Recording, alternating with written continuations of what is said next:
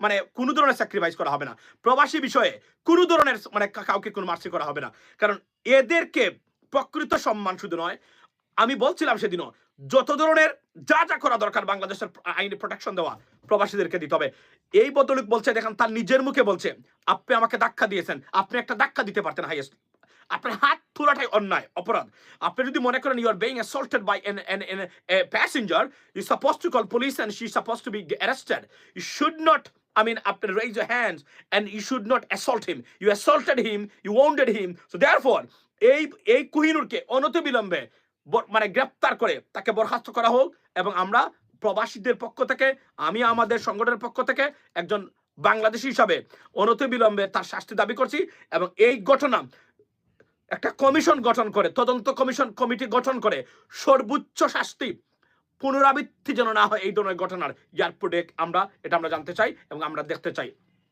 Selim next interview, আমি এটা আসতেছে। আচ্ছা ভাই, এটা আসিফ নজরুল এবং আওয়ামী লীগ গ্যাং, আমি সেটা জানি না, তবে তার দুঃসাহসটা আপনি দেখেন, সে কতটা আনপ্রফেশনাল। কেউ যদি তাকে ধাক্কা দিয়েছে, উনি বলছেন উনি কিন্তু মারে নাই, ধাক্কা দিয়েছে, আই আন্ডারস্ট্যান্ড, উনি বলছেন আপনি উনার ওয়াইফের গায়ে সম্ভবত উনি হাত তুলেছে বা উনাকে ধাক্কা দিয়েছে বা উনাকে ধরেছে, যে কারণে হয়তোবা উনি খুবই ক্ষুব্ধ হয়েছে। এটা আমরা জানতে চাই, আসলে সিসিটিভি আছে, সিসিটিভির মাধ্যমে আমরা প্রকৃত ঘটনা জানতে চাই। It is unacceptable, we not gonna tolerate this kind of behaviour anymore, we had enough for last 16 years. এবং এই এয়ারপোর্টে লাগেজ চুরি, এই এয়ারপোর্টে যাত্রী হয়রানি, এই এয়ারপোর্টে আপনার সব ধরনের মানে অপকর্ম গোটা এই এয়ারপোর্টগুলোতে, এবং প্রবাসীর উপরে হাত তোলা, এই এয়ারপোর্টে প্রবাসীরা জীবন দিয়েছে, এই ঘটনা আর যেন পুনরাবৃত্তি না ঘটে, এবং তার সর্বোচ্চ এবং দৃষ্টান্তমূলক, এবং এই প্রবাসীকে সরকারের পক্ষ থেকে ক্ষতিপূরণ দেওয়ার আমি অনুরোধ জানালাম, নয় দাবি, এবং এটাই করতে হবে। তার বিকল্প হলে আমরা প্রবাসীরা, মনে রাখবেন, রেমিটেন্স শাটডাউন শেখ হাসিনার পতনের অন্যতম কারণ। আপনারা যদি এগুলা করেন, আপনারা আমাদের সরকার, আমাদের আন্দোলনের ফসল, আপনারা এসেছেন, আপনাদের কাছ থেকে আমরা এগুলো আশা করি না। এয়ারপোর্টে নতুন মানুষ নিয়োগ দেওয়া হোক, আওয়ামী লীগের অধীনে কোনো অ্যাপয়েন্টেড কোনো অফিসার কর্মকর্তা কর্মচারী যেন এয়ারপোর্টে না থাকে, এটা আমরা জোর দাবি জানাচ্ছি। আমি আমার কর্তৃপক্ষকে, আমি definitely I will reach out to the governments official tomorrow and I want to see and I will talk to them. এবং এই প্রবাসী কেউ যদি তাকে রিচ আউট করতে পারেন আমাকে জানাবেন দয়া করে, এবং কারো যদি আত্মীয় কেউ যদি চিনে থাকেন ওনাকে, প্লিজ লেট ইনফর্ম মি, আমরা জানতে চাই। কেননা এই প্রবাসীদেরকে নিয়ে 6 বছর আগে আন্দোলন শুরু করেছিলাম তাদের অধিকার নিয়ে। কোন অবস্থাতেই মনে রাখবেন, বাংলাদেশে যদি কারো অধিকার রক্ষিত হতে হয় সবার আগে প্রবাসীদেরকে। এই প্রবাসী ছাড়া বাংলাদেশ একটা বেকার রাষ্ট্র, ফকিরের রাষ্ট্র, ফকিরের বাচ্চাদের রাষ্ট্র। সুতরাং এই প্রবাসীদেরকে আঘাত করা, চোখ দিয়ে তাকানো আপনার প্রবাসীর প্রতি, অন্যদিকে অন্যভাবে এই দুঃসাহস যেন কেউ না দেখায় বাংলাদেশে। এবং যত বড় বড় কথাই বলেন না কেন, আপনারা যারা রাজনীতিবিদ আছেন, $1 বাংলাদেশে আনার ক্ষমতা আপনাদের নেই, বরং টাকা পাচার, লুটপাট থেকে শুরু করে যা যা করেন আপনারা করেন। এবং এই প্রবাসীদেরকে আমরা বলছিলাম প্রবাসী সুরক্ষা আইন, I'm definitely going to Bangladesh and I will sit for it and with the officials definitely, and they have to do that. কারণ এই প্রবাসীদের প্রোটেকশন সর্বোচ্চ পর্যায়ে দেশে এবং বিদেশে হতে হবে, তার কোনো বিকল্প নেই। আবারও বলছি, এই ঘটনার তীব্র প্রতিবাদ জানাচ্ছি, নিন্দা জানাচ্ছি, এবং এই সন্ত্রাসী কাজে যে অফিসার কর্মকর্তা কর্মচারীরা জড়িত আছেন, এটার কোনো ধরনের ডিফেন্ড নাই, এটার কোনো ধরনের আপনার এটাকে জাস্টিফাই করার কোনো সুযোগ কারো নেই। মনে রাখবেন, কোনো আইনে বলে না একজন প্রবাসী আপনাকে ধাক্কা দিয়েছে, যদি মনে করেন এটা assault, just arrest him, you know what I mean, have him arrested, but আপনি তাকে আহত করতে পারেন। এবং একজন প্রত্যক্ষদর্শী বলছেন এই ভিডিওতে 3 জন কর্মচারী বা কর্মকর্তা সরাসরি তাকে আঘাত করেছেন, তাকে মেরে রক্তাক্ত করেছেন, এবং on the basis of common sense উনি কেন আহত হলো না? উনার কোথাও কেন রক্ত নেই? উনার কোথাও কেন চিহ্ন নেই কেউ তাকে আঘাত করেছে? কেন এই ভিকটিম তার, আপনি দেখেন তার মানে আপনি যদি তার, if you look at his face, তাকে কিভাবে তার আঘাত করেছে, এবং মুখের উপরে এবং ফেসের উপরে। এই জঘন্য জানোয়াররা এয়ারপোর্টে থাকতে পারে না। আমরা তার তীব্র প্রতিবাদ জানাচ্ছি। অনতিবিলম্বে এয়ারপোর্টের সিকিউরিটি এজেন্সিগুলার রিশাফল করে, রিভালুয়েট করে এদের পজিশন বিবেচনা করা হোক।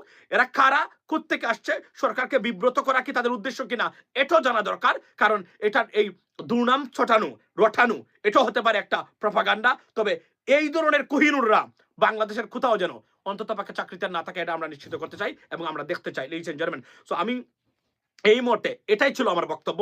আগামীকালকে আমি চেষ্টা করব একটা লাইভ করার সকল প্রবাসীদেরকে নিয়ে, কারণ আমাদের অনেক করণীয় আছে।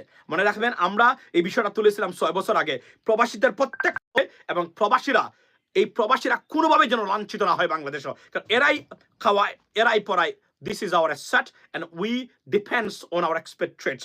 Without these expatriates, Bangladesh is a basketless, it's a bottomless basket. এটা বলতে হবে, তার কোনো বিকল্প নেই অন্তত এই মুহূর্তে। কারণ 16 বছরে বাংলাদেশের কোনো ক্ষেত্রেই, বা এই 51-53 বছরে বাংলাদেশের কোনো ক্ষেত্রেই রাজনীতিবিদরা এমন কিছু করতে পারে নাই সত্যিকার অর্থে বাংলাদেশের ডাইভার্সিফিকেশন অফ, আপনার যদি আমি বলি যে এমপ্লয়মেন্ট ওর আর্নিং রেমিটেন্স সুযোগ এখানে এসেছে।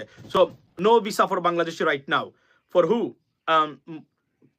No visa for Bangladesh right now. So আমরা এটা জানতে, এটা দেশের বদনাম এবং একটা এয়ারপোর্ট এখন পর্যন্ত এই অবস্থা আছে, এটা কল্পনার বাহিরে। এবং আমরা দেখেছি, আমি সরকারকে বলবি অনতি বিলম্বে, সরকারকে বলছি অনতি বিলম্বে এটা তদন্ত হোক। আমরা জানতে চাই, কেননা মনে রাখবেন এটার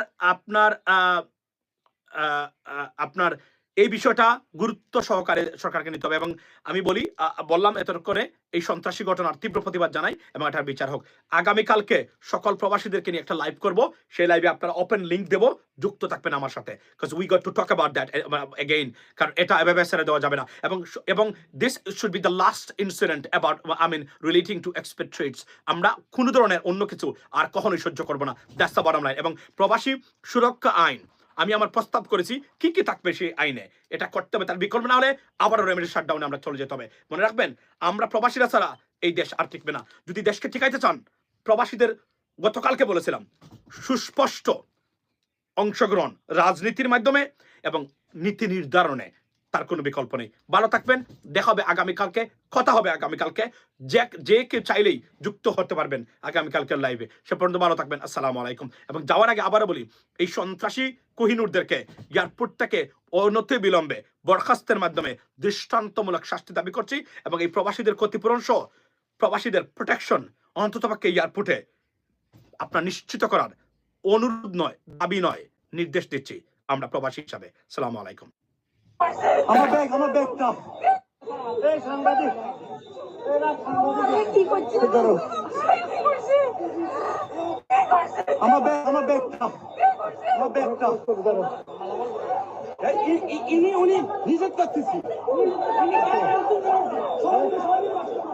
ভালো করে শুনেন না, শুনেন আমার কথা শুনেন। আপনাকে কেন ধাক্কা দিলেন? আচ্ছা, আমি সিভিল লোক। আচ্ছা শুনেন ভাইয়া, আমি ধাক্কা দিচ্ছি। ভাইয়া আপনি আগুনে ধরতেন না? আমি না ধরি নাই। ধরেন নাই?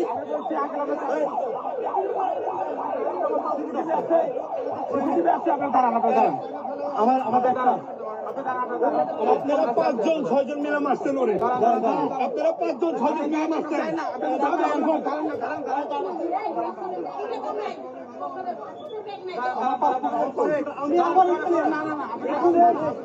পল্লবের পাঁচ কই নাই তবে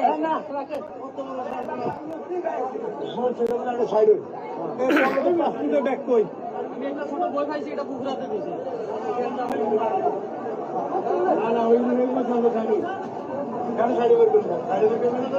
শুনেন ভাইয়া, আমি